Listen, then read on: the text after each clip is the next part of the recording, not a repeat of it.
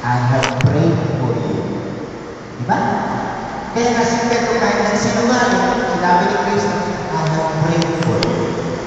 I have prayed for you. Importante kasi ito.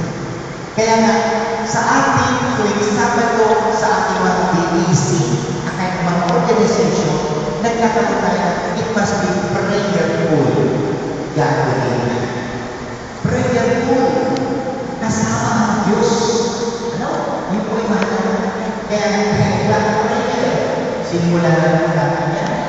Tuwing alas 10 ng Sabado, nandun kayo sa mga BEC chapter at nagdarasal. Nandun ng prayer. Bakit? Kailangan natin pagbabago. At ang pagbabago ito, dala ng magpapakawat sa ating ni Kristo.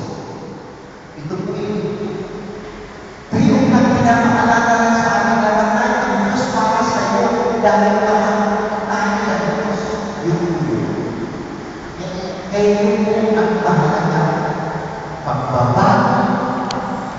Kaya nagkaroon kung hindi tayo mabubuo kung walang pagbabago. Sabihin nyo, ang pagbubuo ay dala ng pagbabago. Sulo po yun. Hindi tayo mabubuo kung hindi tayo magbabago. Kung kailangan